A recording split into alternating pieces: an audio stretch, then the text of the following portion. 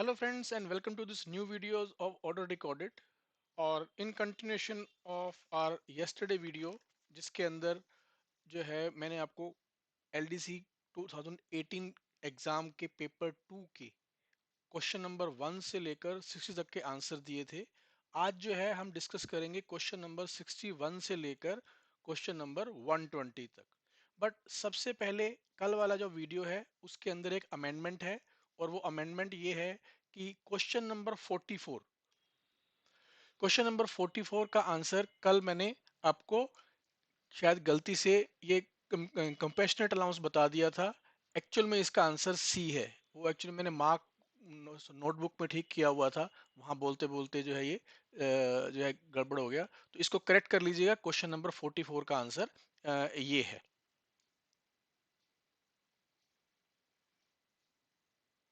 चलिए आज का वीडियो स्टार्ट करते हैं। तो सबसे पहले क्वेश्चन नंबर 61 ये बात कर रहा है आपका जेम की। तो जेम के अंदर दो टाइप के यूजर्स होते हैं। एक होता है आपका प्राइमरी यूजर। प्राइमरी यूजर का काम होता है ऑर्गेनाइजेशन को रजिस्टर करना, नोडल ऑफिसर का अपॉइंटमेंट, उसके बाद जो है आपका जो सेकेंडरी जो आपके यूजर्स होते हैं उनको रजिस्टर करना। क्वेश्चन उठता है सेकेंडरी यूजर्स कौन कौन से होते हैं। सेकेंडरी यूजर वो होते हैं जो पोर्टल के ऊपर, जो जेम के पोर्टल के ऊपर कॉन्ट्रैक्ट वगैरह करते हैं, यानी कि प्रिक्योरमेंट, एक्चुअल में प्रिक्योरमेंट करते हैं। फिर क्या होगा, जब वो वेंडर जो है आपको सप्लाई करेगा तो उस आइटम को रिसीव करेंगे, उसको बोलते हैं कंसाइनी। ठीक है। और तीसरा क्या होगा, उस वेंडर को पेमेंट करेगा। ये तीनों काम, ऑर्डर करना, कंसाइनमेंट रिसीव करना और पेमेंट करना, ये काम सेकेंडरी यूजर्स के होते हैं। तो इसका मतलब ये तीनों, तो इसका मतलब सेकेंडरी यूजर करते ही हैं। कौन सा काम नहीं करते, ये वाला काम नहीं करते। क्यों? बिकॉज ये काम प्राइमरी यूजर करते हैं। तो दैट्स वाई इसका आंसर 1 है, क्योंकि यहां वर्ड कौन सा यूज किया हुआ है, नो। क्वेश्चन नंबर 62 जिसके अंदर क्या लिखा हुआ है, in terms of the provision contained in the GFR the surplus और obsolete goods required to be disposed of by obtaining bids। इसका जो है आपका है रूल नंबर 217, पढ़ लीजिएगा इसका। रूल नंबर 217 में इसका जो अमाउंट दे रखा है वो अमाउंट दे रखा है आपका 2 lakhs का। तो ये आंसर करेक्ट है इसके अंदर। सिमिलरली क्वेश्चन नंबर 63 अगेन ये भी एक रूल के ऊपर डिपेंड कर रहा है, जो आपका जीएफआर का रूल है। रूल नंबर नोट कर लीजिए, रूल नंबर इसका 177 है और उसके हिसाब से इसका जो आंसर है वो है 1 और 3। कौन कौन सा? फाइनेंस, अकाउंटिंग, टैक्सेशन, ये आपकी कंसल्टेंसी सर्विस में आती है। और training, service of hiring of vehicle आपकी कंसल्टेंसी सर्विस के अंदर नहीं आती है। अब हम बात करते हैं 64 की। 64 के अंदर वो क्या बोल रहा है, the responsibility of develop, manage and maintain of GeM platform vest with which of the following. तो इसके अंदर जो आपका आंसर है, इसके लिए गवर्नमेंट ने एक आपका स्पेशल पर्पस व्हीकल बनाया था और यही इसका आंसर है, सी इसका आंसर है। क्वेश्चन नंबर 65 क्या बोल रहा है, in which of the following circumstances the rejection of bid is justified in term of the provision of GFR 2017। इसके अंदर भी आप जो है रूल नंबर 173, हाँ यही है, रूल नंबर 173 का 19th पार्ट पढ़ लीजिएगा। उसके अंदर क्लियर कट लिखे हुए हैं कौन कौन से सर्कमस्टांसेस होते हैं जहां पे जो है बिड आप रिजेक्ट कर सकते हैं। और इसका जो आंसर है वो है आपका 2, 3 और 4। क्वेश्चन नंबर 66 इसके अंदर क्या बोल रहा है, which of the following is the authority to home cases involving loss of government money arising from the earnest of irregular issue of cheque. इसके अंदर रूल है आपका 33, रूल नंबर 33(7), इसको पढ़ लीजिएगा। और इसका आंसर है controller general of account. Okay, तो ये आपके 6 क्वेश्चन ये हो गए। अब हम बात करेंगे क्वेश्चन नंबर 67 की। तो क्वेश्चन नंबर 67 के अंदर क्या बोल रहा है, which of the following is the counter signing authority. Note देखिए, एक signing authority, counter signing authority. तो काउंटर साइनिंग अथॉरिटी के बारे में रूल नंबर 88 में लिखा हुआ है। सॉरी, रूल नंबर 89 में लिखा हुआ है, और इसका जो आंसर है वो है आपका secretary expenditure, ministry of finance. Question number 68 के अंदर जो है वो क्या बोल रहा है, consider the following statement regarding the user charges. तो यूजर चार्जेस का जो रूल है वो आपका रूल नंबर 47 है। ठीक है। और यहाँ पे एक चीज जो लिखा हुआ है वो लिखा हुआ है necessary to review every year. ये एवरी ईयर नहीं है, अगर आप रूल को पढ़ेंगे वहां पे लिखा हुआ है 3 इयर्स। देखिए रूल तो आप पढ़ ही सकते हैं, लेकिन कभी कभी क्या होता है, ये जो पॉइंट्स स्किप हो जाते हैं, तो इसलिए मैं उनको साथ साथ जहां पे जरूरी होता है बता रहा हूं कि क्या डिफरेंस है। वहां पे एटलीस्ट 3 इयर्स लिखा हुआ है, यहाँ पे एवरी ईयर लिखा हुआ है, इसीलिए आपका स्टेटमेंट नंबर 2 रॉन्ग हो गई है। और इसका जो आंसर है, इसका आंसर है आपका 1, 3 एंड 4। इसके हम बाद बात करते हैं क्वेश्चन नंबर 69 की। क्वेश्चन नंबर 69 क्या बोल रहा है, which of the following is the financial limit beyond which the central government and state government may prefer claim for the service render to one another. Rule number 111, 111, और इसका जो answer है वो 10,000 है।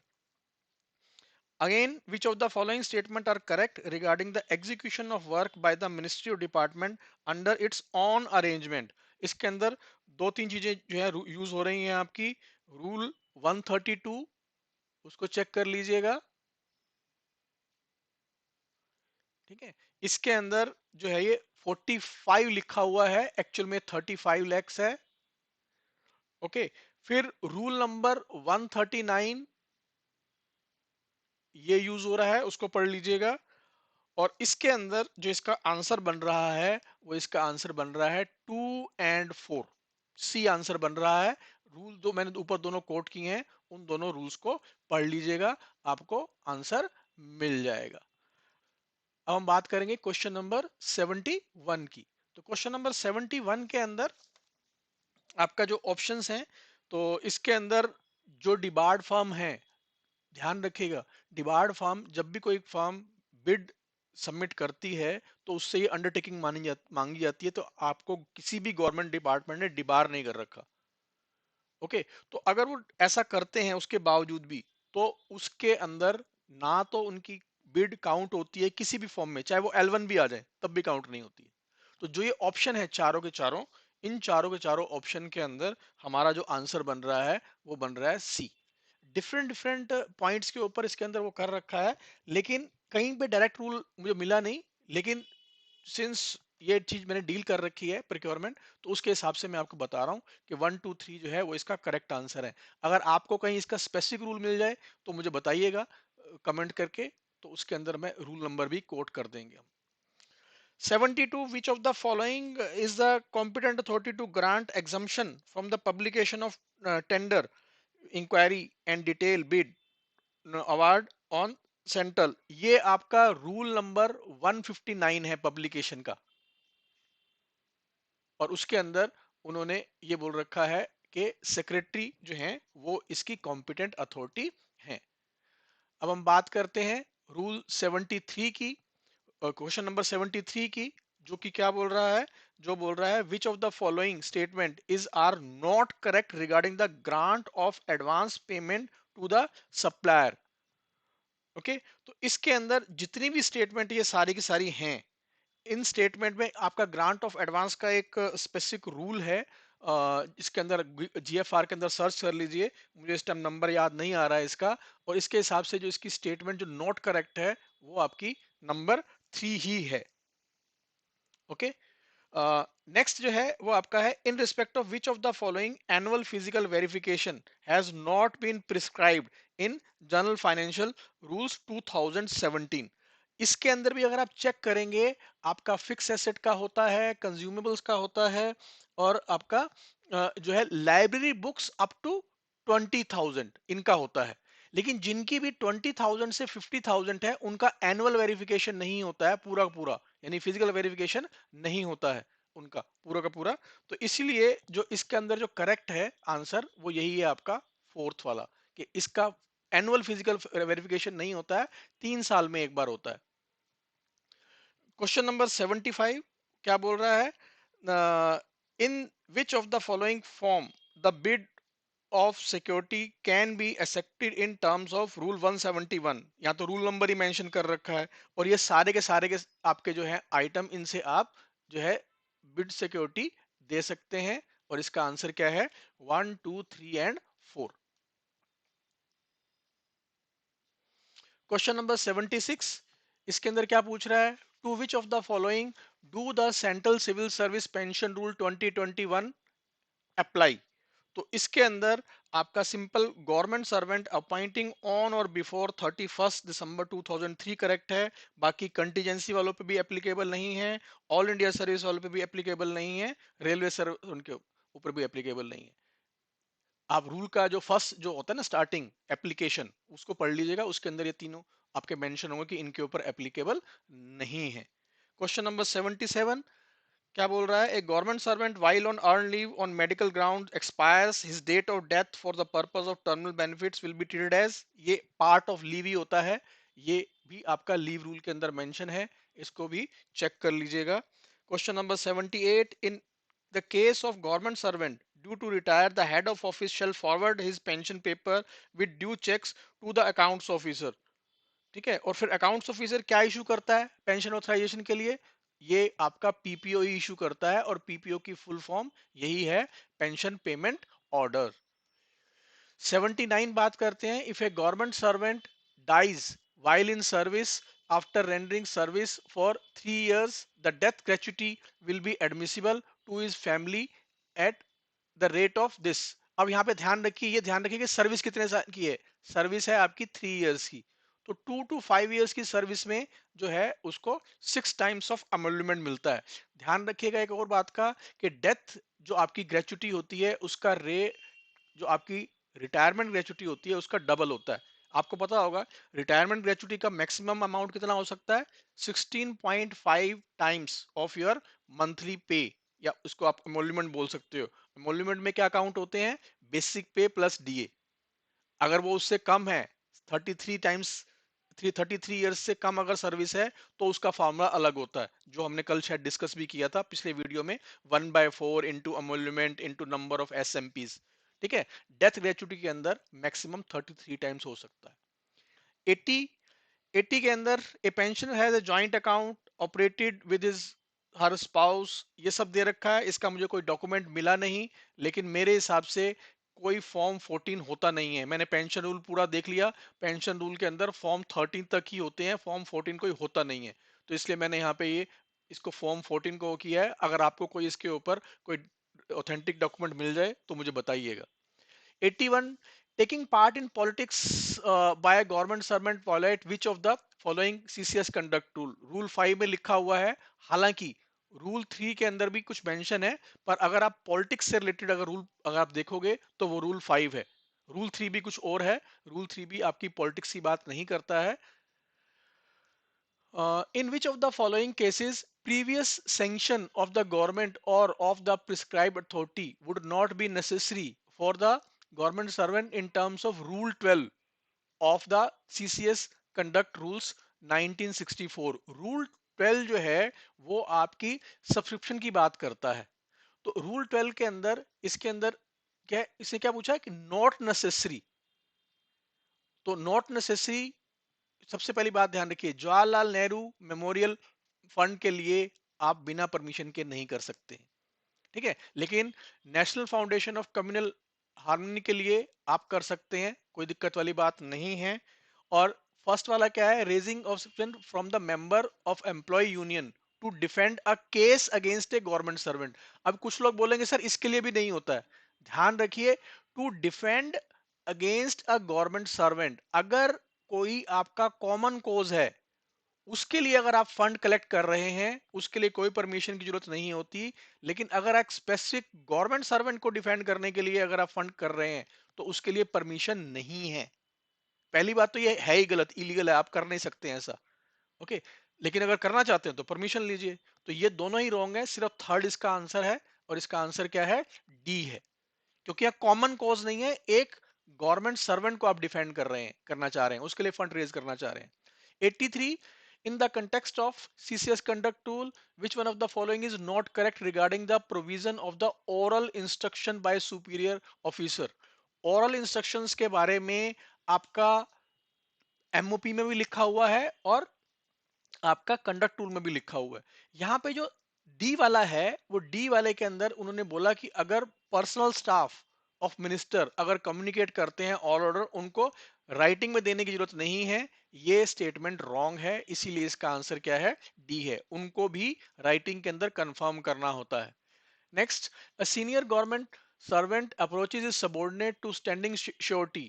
सीनियर ऑफिसर अपने junior से surety नहीं मांग सकते हैं, और इस केस के अंदर हमको क्या करेंगे? हम सीनियर ऑफिसर को एडवाइस करेंगे कि आप उसको अप्रोच मत करिए। फिर भी नहीं मानेगा तो फिर डिसिप्लिनरी केस चलेगा या उसको कुछ शो कोस करेंगे। 85, who among the following is not included in the definition of member of family of a government servant as per CCS conduct rule? अब यहाँ पे कहीं मेंशन नहीं है कौन से रूल में। आप बोलोगे इसका क्या मतलब है? मतलब है इसका, क्योंकि रूल 2 के अंदर डेफिनेशन अलग है, रूल 4 के अंदर डेफिनेशन अलग है। लेकिन सिंस कोई मेंशन नहीं है, हम इसके अंदर ये मानेंगे कि जनरल डेफिनेशन के हिसाब से पूछ रहा है, यानी कि रूल 2 के हिसाब से पूछ रहा है। और उसके अंदर जो ये सी आपका करेक्ट आंसर है, son of the government servant not dependent upon him. 86 की बात करते हैं। 86 में क्या बोल रहा है? Which of the following acts conduct shall amount to a government servant convincing of using his influence? तो यहां पे एक बात का ध्यान रखिएगा, आप अगर मिनिस्टर साहब के साथ अटैच हैं और उनके जो भी इलेक्शन रैलीज हैं उसमें नॉर्मल अरेंजमेंट कर रहे हैं। नॉर्मल अरेंजमेंट का मतलब क्या है? आपने मान लीजिए वो बाय एयर जा रहे हैं और चार्टर्ड फ्लाइट से नहीं जा रहे हैं, टिकट बुक करवा दी, कोई दिक्कत वाली बात नहीं है।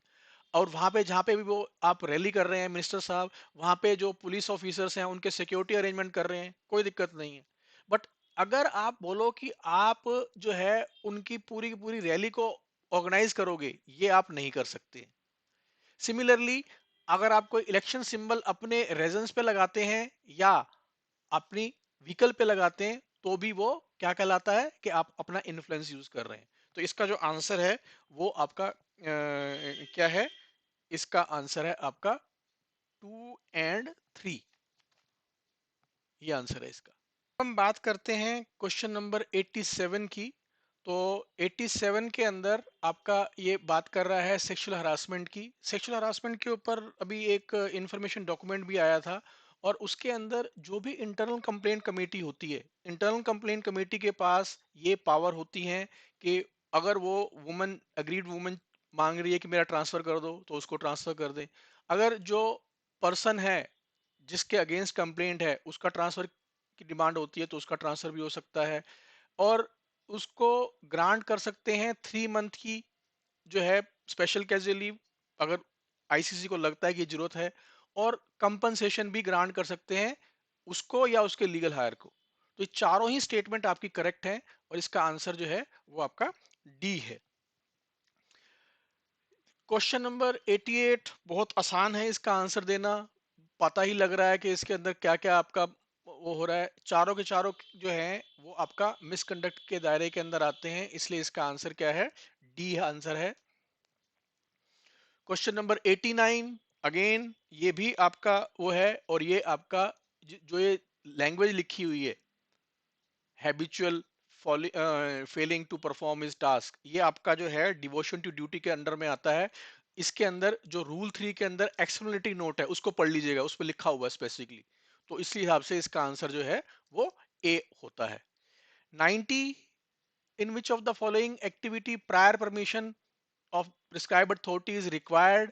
तो देखिए रूल में क्या लिखा हुआ है। रूल में लिखा हुआ है आपको जो ये टेरिटोरियल आर्मी है ये लिबरली परमिशन देना है। इसका मतलब ये नहीं कि परमिशन लेनी नहीं है।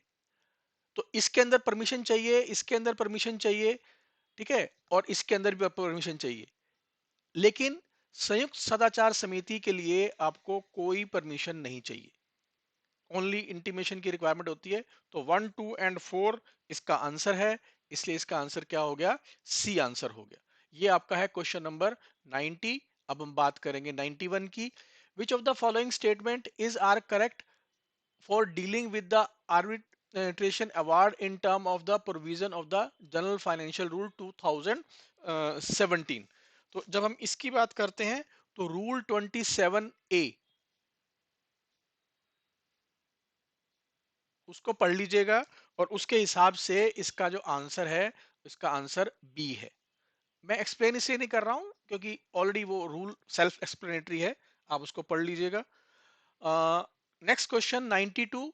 92 के अंदर which of the following methods are prescribed in GFR for selection evaluation consultancy proposals. ये इसके अंदर अगर आप देखेंगे रूल नंबर 192, 193 एंड 194, ये तीन रूल्स हैं जिसके में इन सब के बारे में लिखा हुआ है।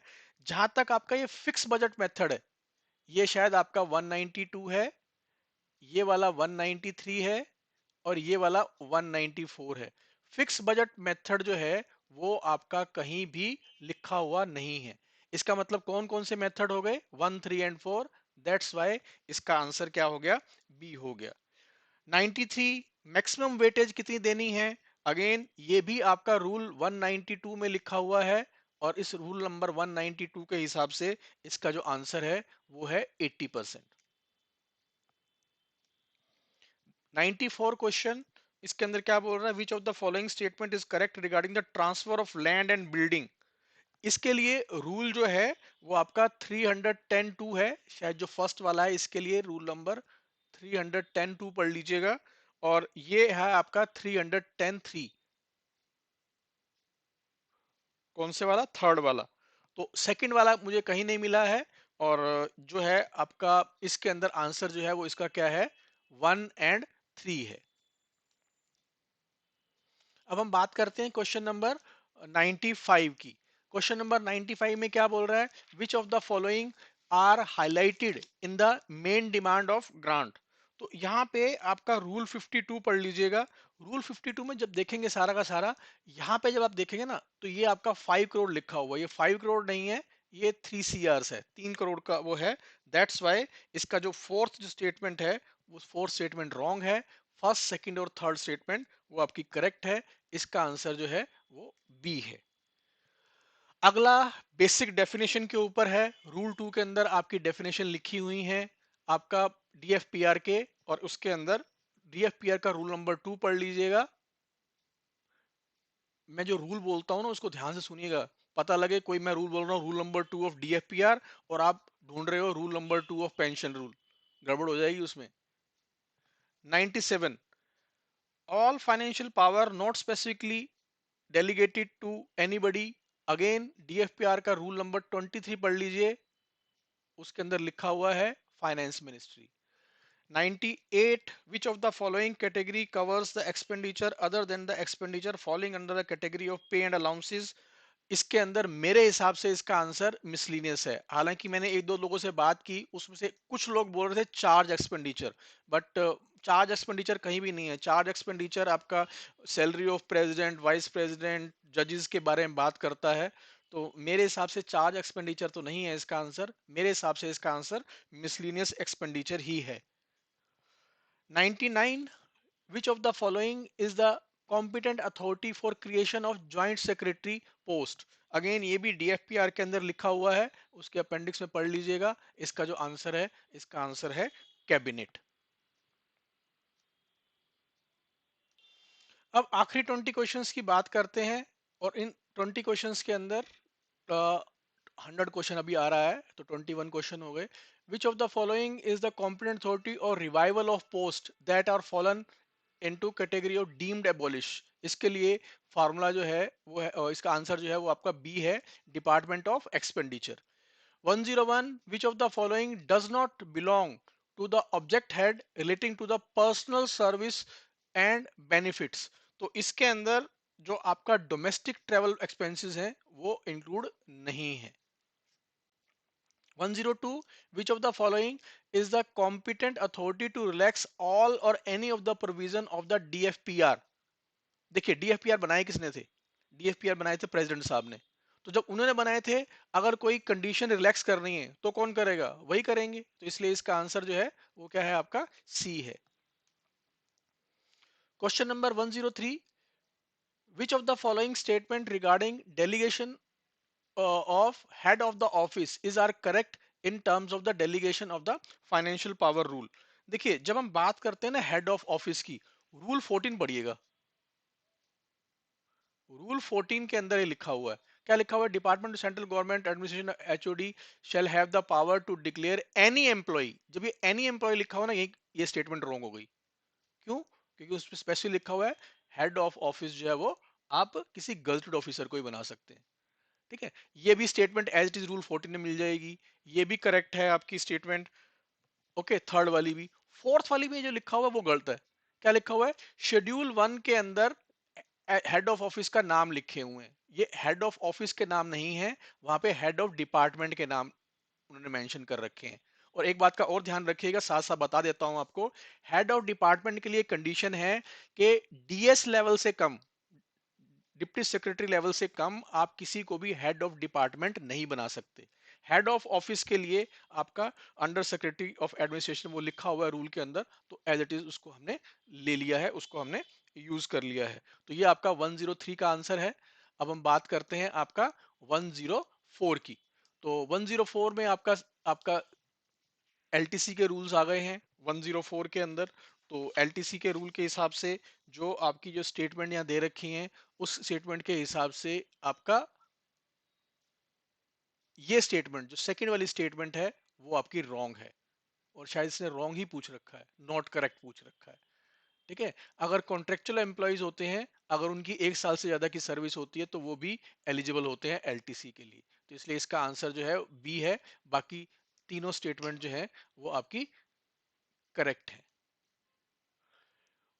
बेसिक रूल है, इसलिए मैं ज्यादा एक्सप्लेन नहीं कर रहा हूँ। 105, what is the maximum relaxation in terms of the time limit that can be given by N administrative ministry? अब इसमें एक बात का ध्यान रखिए, जो रूल में लिखा हुआ है ना, एलटीसी के रूल में वो लिखा हुआ है आपका, अगर आप विदाउट विदाउट एडवांस अगर आप वो करते हैं तो 3 मंथ्स, और विद करते हैं तो 1 मंथ। यानी अगर आपने एडवांस लिया तो आपको 1 मंथ के अंदर क्लेम करना होगा। और लेकिन जब जीएफआर बाद में आया 2017, उसने जो ये टाइम लिमिट है विद एडवांस 1 मंथ ही रहने दिया, और विदाउट एडवांस 2 मंथ कर दिया। तो आज तक ये कंट्रोवर्सी चल रही है कि ये 2 मंथ का पीरियड है, 60 डेज का है, या आपका 3 मंथ्स का ही है। अगर आप टीए की बात करेंगे, टीए में क्या है? With advance 15 days, without advance 2 months 60 days. लेकिन यहाँ पे तो क्या बोल रहा है कि एक्सटेंशन कितना कर सकते हैं? एक्सटेंशन आईएफए के अप्रूवल के साथ, जो आपका फाइनेंशियल एडवाइजर है उनके अप्रूवल के साथ, आपका 6 month after the completion of return journey कर सकते हैं, अगर कोई एक्सेप्शनल सर्कमस्टांसिस हुए तो। जैसे कि पीछे कोविड आ गया था, तो उस वजह से वो एक्सटेंशन अगर देना चाहें तो दे सकते हैं, कोई ऐसी circumstance. In terms of CCA rules 1965, after the completion of production of evidence, the next step IO जो है दोनों पार्टीज को, प्रेजेंटिंग ऑफिसर को भी और जो आपका डिलिंक्विश गवर्नमेंट सर्वेंट है उनको भी, दोनों को वो बोलता है कि आप अगर कोई रिटर्न स्टेटमेंट देना चाहते हैं, ब्रीफ देना चाहते हैं, तो वो दे दीजिए। दोनों के पास ये राइट है ये रिटर्न स्टेटमेंट देने का। 107 आपकी बात कर रहा है कि कौन सी पावर जो है वो एक्सरसाइज नहीं कर सकते अगर कोई करंट ड्यूटी कर रहा है। तो इसमें ध्यान रखिए, financial power, administrative power, technical power वो सब कर सकते हैं। ये 1963 का एक ओएम है जिसके अंदर ये लिखा हुआ है। ओके, लेकिन स्टैट्यूटरी पावर्स जो है वो एक्सरसाइज नहीं कर सकते हैं। स्टैट्यूटरी पावर मतलब कोई स्टैट्यूट से उनको पावर मिली हुई है। जैसे मान लो किसी स्टैट्यूट से किसी को पावर मिली है कि आपको ऊपर पेनल्टी लगा सकते हैं। पेनल्टी इन द सेंस कि कोई किसी ने व्हीकल के अंदर कोई वो किया और कोई वायलेशन किया व्हीकल के रूल का, और वहां पे उनको पावर है कि वो उनको पेनल्टी लगा सकते हैं 1000 रुपीज की। तो वो पावर जो है वो एक्सरसाइज नहीं कर पाएंगे, बाकी सब कर सकते हैं। 108, according to CCS CCA rules, the authority competent to impose on government servant any of the penalties specified therein। तो यहाँ पे तो डेफिनेशन पूछ लीजिए उसने आपसे, डिसिप्लिनरी अथॉरिटी की डेफिनेशन ही यही है। The total number of penalty, major penalties 5 हैं। अब देखिए इंटरेस्टिंग बात है, जब हम माइनर पेनल्टी की बात करते हैं तो माइनर पेनल्टी भी क्या है आपकी, अगर आप काउंट करोगे तो 5 ही है, लेकिन वहां पे एक पेनल्टी के अंदर 3 और 3 ये लिखा हुआ है। दैट्स वाई यूपीएससी जो आप मानता है वो ये मानता है कि माइनर पेनल्टीज जो है वो 4 है। पिछली बार क्वेश्चन 2016-17 में आया था ये, और इसका आंसर 4 है यूपीएससी के हिसाब से। अगेन मेरे हिसाब से अगर नंबर काउंट करोगे तो 5 है। इसमें जो क्वेश्चन नंबर 1110 में पूछ रहा है कि which of the following major penalty shall not ordinary be disqualification for the future employment. तो कंपलसरी रिटायरमेंट में ये नहीं है कि वो जो है उसको फ्यूचर एम्प्लॉयमेंट नहीं मिल सकती है, मिल सकती है। रिमूवल में भी मिल सकती है, डिसमिसल में नहीं मिल सकती। ठीक है, इसमें टर्मिनेशन में भी मिल सकती है। तो बेसिकली ये इसके अंदर नहीं मिल सकती है फ्यूचर सर्विस, बाकी सब में मिल सकती है। तो उसने यही पूछा कि कौन सी डिस्क्वालिफिकेशन नहीं है, तो इसका आंसर क्या होना चाहिए, 1, 2 एंड 4।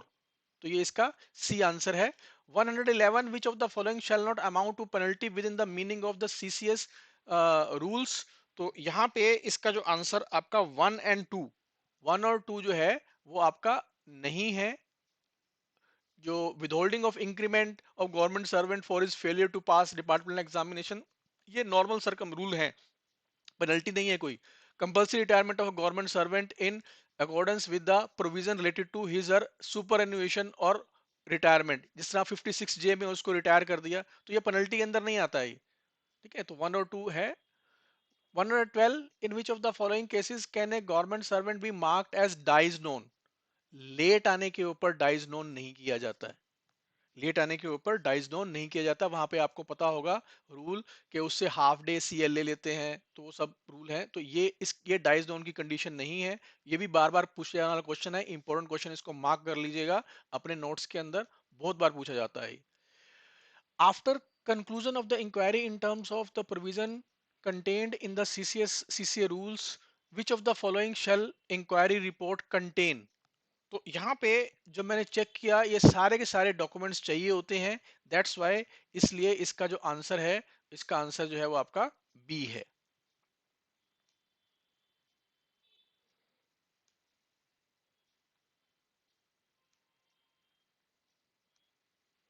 अब क्वेश्चन नंबर 114, लास्ट पेज है इसका, यहीं पे कंप्लीट हो जाएगा ये। तो question number 114, where department proceedings are initiated against a government servant where after conclusion of the department proceeding it is found that some blame, अगर कुछ भी ब्लेम उसके साथ अटैच्ड है, इसका मतलब मिनिमम पेनल्टी जो है आपकी वो है आपकी सेंश्योर। ये ओरल वार्निंग वगैरह नहीं दे सकते हैं। ठीक है, in terms of the provision contained in the CCA rules, limitation appeal करने के लिए कितना टाइम मिलता है, 45 days. 116, which what is the maximum limit of up to which half pay leave allowed to commute during the entire service without production of medical certificate for approved course of study। इसका answer 180 days है। देखिए, 180 days commute करवाएंगे तो total 90 days बनेगा। कुछ लोग बोलते हैं इसका आंसर 90 डेज है, पर अगर आप लीव रूल्स पढ़ेंगे, लीव रूल्स में स्पेसिफिकली लिखा हुआ है 180 डेज एचपीएल को कम्यूट करवा सकते हैं।